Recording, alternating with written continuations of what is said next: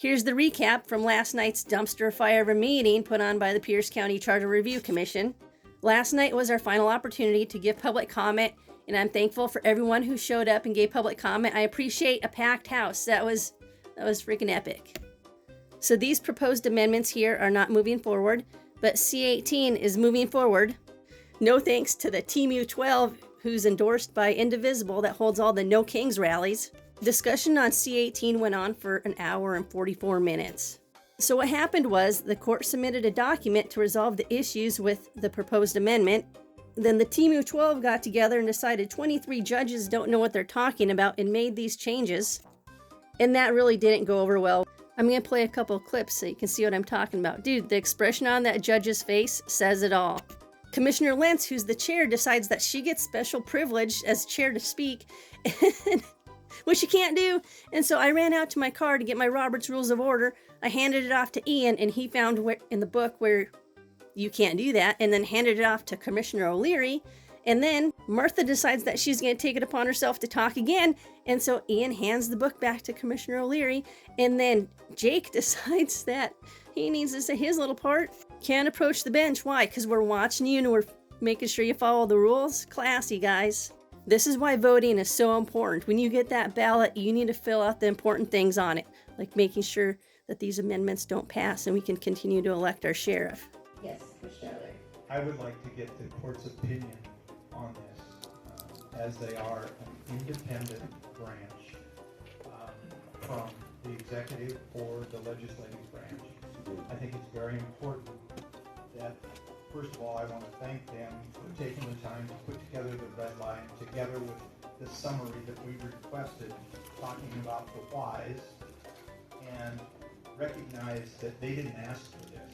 They are responding to this. They are an independent branch, and I greatly appreciate their input and their attendance here tonight. I would like an exception to be made for them to give their opinion on these three changes before we cast a vote. Is that a motion? It is a motion. So your motion is to take some form of comment from the Superior Court? Yes, please. Point of inquiry, Madam Chair. Is that a suspension of the rules or just an acceptance? Like, if we could just get clarification. Well, I don't think it's covered in our rules, but it would definitely be an exception to our process, as we haven't engaged in Q&A during the course of the proposals, except as people have been presenting to us in the case of the Chief Financial Officer. That's your clarification. I'm not asking for Q&A. I'm asking for the separate branch of our government to have the opportunity to speak to the modifications to the document that they submitted as requested for a maximum of 5 minutes. All right, I'm going to allow that. I'm going to ask that the Superior Court nominate a representative or split up your time. Commissioner Willis, District 3.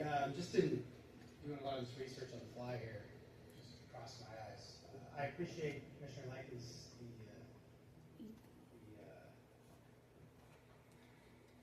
I'm trying to find the word. The similarities to building a house, that's in the roof. But if the walls aren't right and the foundation's bad, that roof doesn't matter. And my concern is that, as day one has been, would this create a debt limit problem by putting this in the charter? And so far I haven't heard that it would or that it wouldn't, but there's a ton of speculation around this. And so, understanding the Washington State Constitution, Article 8, Section 6, states that limitations upon municipal indebtedness, that no county, city, town, or school district, or other municipality, corporation, shall for any purpose become indebted in any manner to the amount exceeding 1.5% of the taxable property in such county, city, town, or school districts. So I guess my concern is, since we don't know if this would create a debt limit problem, and I'm hearing all this talk about budgets not being here in 4 or 6 years, are we doing the right thing by putting this in the charter and not understanding what it's going to cost? We understand the cost of litigation, I get that. We understand what we're spending. But in all fairness, do we know what this is really going to cause? And is this potentially going against the state constitution by not knowing what it's going to cost?